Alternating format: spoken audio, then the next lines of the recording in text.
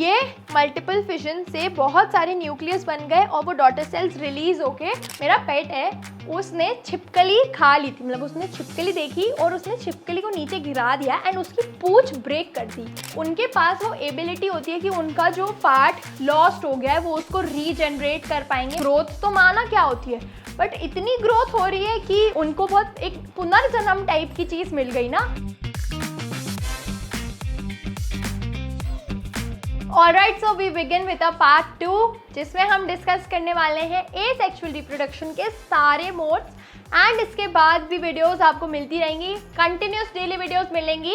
And ये video कैसी लगी मेरे को कमेंट सेक्शन में ज़रूर से बताना, लास्ट तक बने रहना। तो अगर हम बात करें एसेक्सुअल रिप्रोडक्शन की तो सबसे पहला मेथड है हमारे पास फिजन। अब हमने ना प्रीवियस क्लासेस में इसको बाइनरी फिजन ही सुना होगा, बट अब बिकॉज हम लोग बड़े हो गए हैं तो हम इसकी दो टाइप्स पढ़ेंगे। एक है बाइनरी फिजन एंड एक है मल्टीपल फिजन। दोनों टाइप्स इंपॉर्टेंट है एंड ये हमें यूजुअली देखने को मिलता है इन यूनिसेल्युलर ऑर्गेनिजम्स। यूनिसेल्युलर क्या होते हैं? यूनिसेल्युलर होते हैं सिंगल सेल्युलर ऑर्गेनिजम्स। तो ये हमें चीज सिंगल सेल्युलर ऑर्गेनिजम्स में देखने को मिलती है। Okay, so when the fission results into daughter cells it is binary fission. Binary मतलब बाय मतलब होता है टू। तो जब रिप्रोडक्शन का आउटपुट होगा दो डॉटर सेल्स मतलब दो ऑफस्प्रिंग, उसको हम बोलेंगे बाइनरी फिजन। एंड जब रिजल्ट होगा मैनी डॉटर सेल्स में, मतलब क्या, मोर देन टू, लिख लो यहाँ पे 2+, तो वो होगा मेरा मल्टीपल फिजन। बाइनरी मतलब 2 एंड मल्टीपल मतलब मोर देन 2। तो यहाँ पे देखो पेरेंट सेल है ना, यहाँ पे पेरेंट सेल है, यहाँ पे इस पेरेंट सेल ने क्या किया, रेप्लिकेट किया। अब वो रेप्लिकेशन के बाद ये साइटोप्लाज्म बीच से ना डिवाइड हो गया, डिवाइड होके दो डॉटर सेल्स बन गई, जिससे ये बाइनरी फिजन का पूरा प्रोसेस कंप्लीट हुआ। अब आइडेंटिफाई कैसे करोगे कौन सा फिजन है? आउटपुट देखो कितनी डॉटर सेल्स बनी, 1 and 2, तो बाइनरी फिजन है। अगर मोर देन 2 बनेंगी तो मल्टीपल फिजन हो गया। अब यहाँ पे कुछ एग्जाम्पल्स है बाइनरी फिजन के। अब जैसे अमीबा की बात करें तो इररेगुलर होता है क्योंकि शेप कोई फिक्स्ड नहीं होता है, इररेगुलर शेप है, तो यहाँ पे ये डिवीजन भी इररेगुलर हो जाता है।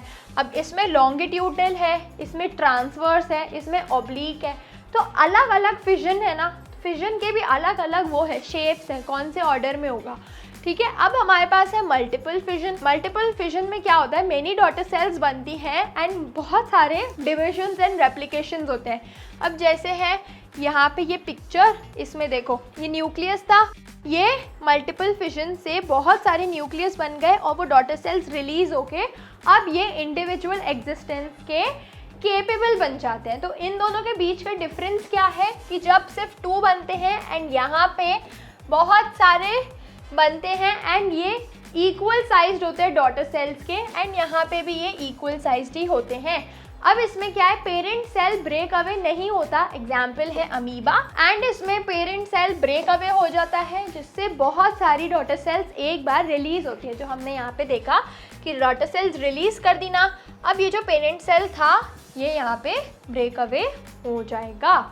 ठीक है, तो अब हमारे पास आता है फ्रैगमेंटेशन।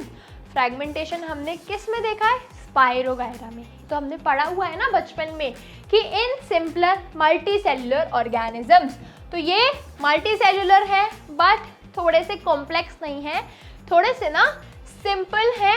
यहाँ पे क्या है, स्पाइरोगायरा इसका बेस्ट एग्जाम्पल है, हमने 8th में 9th में ये पढ़ा है।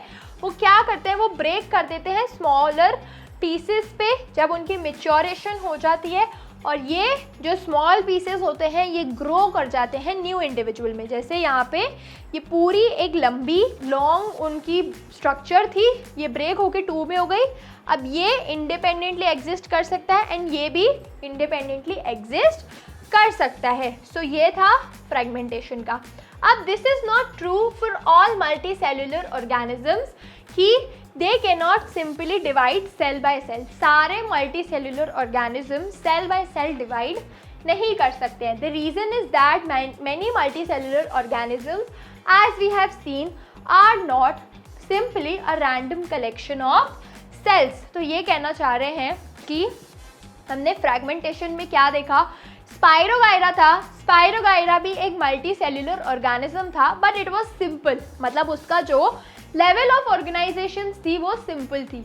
यहाँ पे what they are trying to say is कि जो मल्टी सेल्यूलर ऑर्गेनिजम्स होते हैं ना, हमेशा वो इतना सिंपली रिप्रोड्यूस नहीं कर सकते, इतना सिंपली ये फर्दर डिवाइड नहीं हो सकते, because her multi cellular organism में ऐसा ही नहीं है बस कि बहुत सारे सेल्स इकट्ठा हो गए। Multi cellular doesn't only mean कि बहुत सारी लेवल्स हो या सिर्फ एक ग्रुप ऑफ सेल्स हो। मल्टी सेल्यूलर ऑर्गेनिज्म में बहुत सारी लेवल्स ऑफ ऑर्गेनाइजेशन भी होती है। अब किसी किसी में सिर्फ 1 या 2 लेवल होती है, सिर्फ टिश्यू तक होती है, तो वहाँ पे ये ब्रेक करना ईजी होता है। Specialise cells organised as tissue and tissues are organised into organ system. मतलब ये तो हम पढ़ चुके हैं ना प्रीवियस वीडियोस में, आपने डेफिनेटली देखा होगा कि जो सिंपल मल्टी सेल्यूलर हैं वो ऐसे इजी तरीक़ों से भी रिप्रोड्यूस कर सकते हैं, बट जो कॉम्प्लेक्स होते जाते हैं उनकी रिप्रोडक्शन की प्रोसेस बहुत ही ज़्यादा डिफरेंट हो जाती है। So multicellular organisms therefore need to use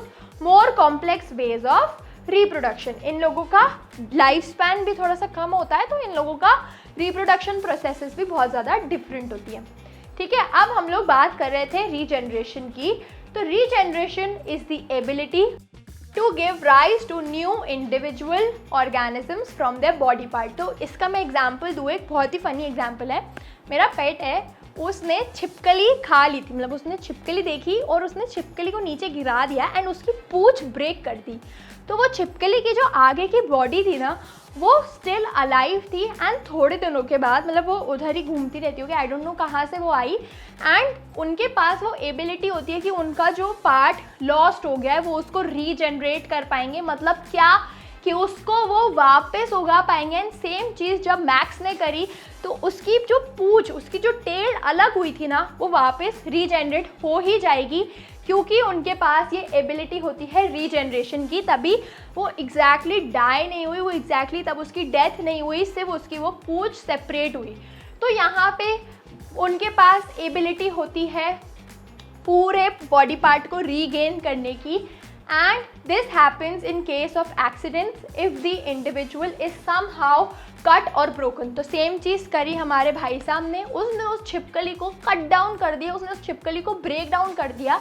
and यहाँ पे क्या हुआ, एक एक्सीडेंट हुआ उस बेचारी के साथ, तो उसने क्या किया, ग्रो कर दी वो पीस, डिफरेंट एक इंडिविजुअल में ग्रो हो गया होगा।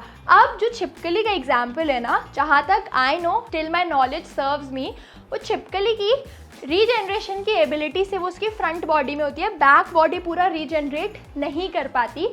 ये रीजनरेशन दोनों साइड से जो पॉसिबल होता है ना, ये हाइड्रा में हमें देखने को मिलता है ना, ये हमें हाइड्रा में देखने को मिलता है। अब इसमें स्टेप्स क्या होते हैं कि ये जो एबिलिटी है ये स्पेशलाइज्ड सेल्स में ही होती है, मतलब एक स्पेशल सेल है। आप खुद सोचो ना कि ग्रोथ तो माना क्या होती है, बट इतनी ग्रोथ हो रही है कि उनको बहुत एक पुनर्जन्म टाइप की चीज़ मिल गई ना, तो स्पेशलाइज्ड सेल्स है।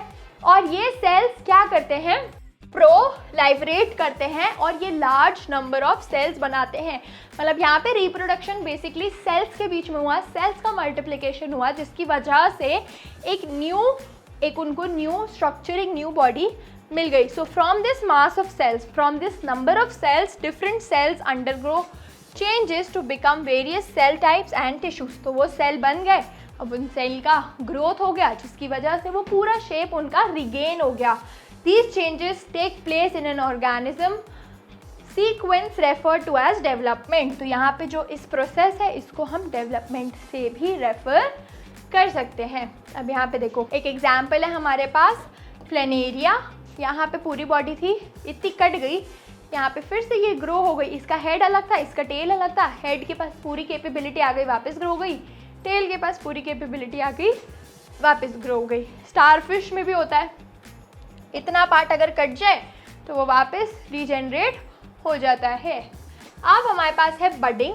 सो बडिंग में क्या होता है कि in hydra a bud develops as an outgrowth due to repeated cell division at one specific site. तो यहाँ पे क्या है, एक स्पेसिफिक साइट पे, एक पर्टिकुलर जगह पे एक बड डेवलप हो जाती है, मतलब एक ऐसे बॉयल सा निकल आता है, छोटा सा, आलू वालू पे भी देखा है हमने, वो छोटा सा निकल आता है। एंड वहाँ पे क्या है, वहाँ पे सेल डिविजन है ना, अनकंट्रोल्ड है। So these buds develop into tiny individuals when they are fully mature. तो ये बर्ड्स जब फुल्ली मैच्योर होती है तो एक वहाँ पे एक नया ग्रो हो जाती है चीज़, और वो डिटैच हो जाती है पेरेंट बॉडी से, एंड वो न्यू इंडिविजुअल जैसे सर्वाइव कर सकते हैं। तो इसका एग्जाम्पल था हाइड्रा। अब देखो यहाँ पे यीस्ट सेल में भी है, एक बर्ड यहाँ पे डेवलप हुई, इसका न्यूक्लियस भी हमें स्ट्रेच होते हुए दिखा। अब ये न्यूक्लियस क्या हुआ, लीन, यहाँ पे एक वो डेवलप, जो फरो था वो ज़्यादा हो गया, एंड यहाँ पे बर्ड उगते गए उगते गए उगते गए, एंड ये अब इंडिविजुअल एग्जिस्टेंस के केपेबल है। सो यहाँ पे हमने देखा बडिंग। अब हमारे पास है vegetative propagation. So because this is a different topic, it deserves a different video, जिसके लिए आपको हमारे साथ जुड़े रहना पड़ेगा एंड बेल नोटिफिकेशन भी दबाना पड़ेगा, ताकि कोई भी अपडेट आए हमारे चैनल से तो आपको बहुत इमीडिएटली पता चल जाए। बेल नोटिफिकेशन दबाओ, कमेंट्स में नेक्स्ट चैप्टर की रिकमेंडेशन भी लिखते जाओ, ताकि जब तक ये चैप्टर खत्म हो हम दूसरा चैप्टर भी आपके लिए प्रिपेयर कर पाएँ एंड आपको बहुत हाई क्वालिटी कंटेंट दे पाएँ। So till our next video, stay tuned and happy learning.